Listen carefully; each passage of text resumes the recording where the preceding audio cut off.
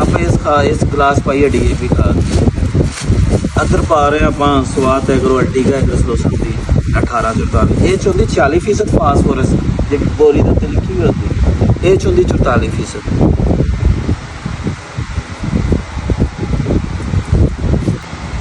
ਦੋਨੇ ਹੱਲ ਹੋ ਗਈਆਂ। ਆ ਹੈਗੀ ਆਪਣੀ DAP।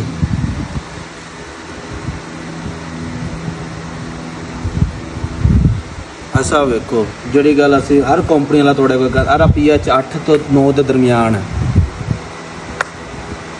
8 ਲਿਖਿਆ ਹੋਇਆ ਨਾ ਜੀ, 8 ਤੋਂ 9 ਦੇ ਦਰਮਿਆਨ ਹੈ ਭਾਈ। ਵੇਖੋ, ਯਾਨੀ ਕਿ ਅਸਾਸੀ ਖਾਦ ਆ ਜ਼ਮੀਨ ਨੂੰ ਪਾਵਾਂਗੇ, ਜ਼ਮੀਨ ਸਖਤ ਹੋਏਗੀ।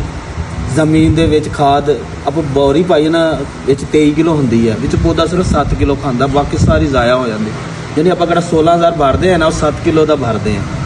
ਤੇ ਹੁਣ ਅੱਧਰ ਸਾਡੀ ਦੂਜੀ ਕੜੀ ਆਪਾਂ ਪਾਈ ਯਾਰ ਪੀਆਜ, ਤੁਹਾਨੂੰ ਚੈੱਕ ਕਰਾਉਂਦਾ, ਜਿਹੜੇ ਜ਼ਮੀਨ ਨੂੰ ਨਰਮ ਬੁਰਬਰਾ ਕਰਦੇ।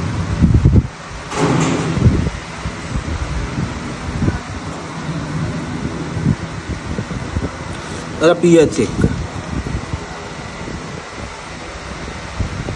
ਕੈਮਰਾਮੈਨ ਫੋਕਸ ਕਰਨਾ ਹੈ।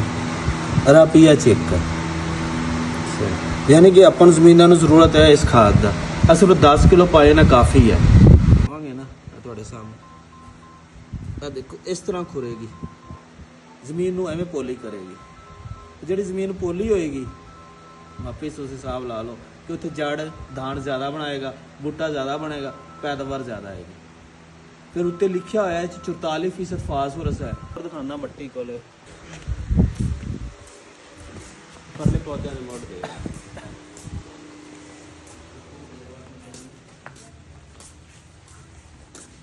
ਐਸਾ ਵੇਖੋ, ਅੱਜ ਮੱਟੀ ਹੈ ਨਾ, ਐਵੇਂ ਹੈ ਨਾ,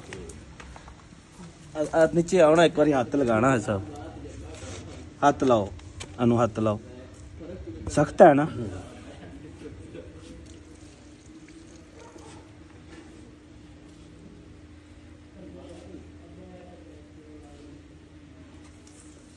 ਆ ਵੇਖੋ ਜ਼ਮੀਨ ਫੁੱਲਦੀ ਪਈ। ਤੇਜ਼ਾਬ ਤਾਂ ਨਹੀਂ? ਨਹੀਂ, ਹੱਥ ਇਹਦੇ ਵਿੱਚ ਹੱਥ ਪਾਓ, ਖਾਦ ਹੈ, ਇਹਦੀ ਤਾਸੀਰ ਹੈ ਤੇਜ਼ਾਬੀ, ਜ਼ਮੀਨ ਨੂੰ ਨਰਮ ਬੁਰਬਰਾ ਕਰ ਦਿੰਦੀ। ਹੁਣ ਤੁਸੀਂ ਇੱਥੇ ਹੱਥ ਲਾਓ, ਹਾਂਜੀ ਫਰਕ ਪਿਆ ਕੋਈ? ਸਿਰਫ ਆਪਾਂ ਪਾਣੀ ਪਾਇਆ, ਪਾਣੀ ਸਾਰਾ ਥੱਲੇ ਆ ਗਿਆ। ਆਹ ਫਾਇਦਾ ਇਸ ਖਾਦ ਦਾ। ਆਪਾਂ ਜ਼ਮੀਨਾਂ ਨੂੰ ਪਾਵਾਂਗੇ, ਆਪਣੀ ਜ਼ਮੀਨਾਂ ਬਣਨਗੀਆਂ। ਆ ਵੇਖੋ ਜ਼ਮੀਨ, ਇੱਥੇ ਵੇਖੋ ਕਿੱਥੇ ਤੱਕ ਪਾਣੀ ਜਾ ਰਿਹਾ, ਆਪਣੀ ਅਸਰ ਲੈ ਕੇ ਜਾ ਰਿਹਾ। ਅਗਰ ਤੇਜ਼ਾਬ ਹੋਵੇ ਹੱਥ ਸੜ ਜਾਵੇ। ਆ ਵੇਖੋ ਹੁਣ ਨਾਲ ਹੀ ਹੱਥ ਚ ਆਉਂਦੀ ਹੈ।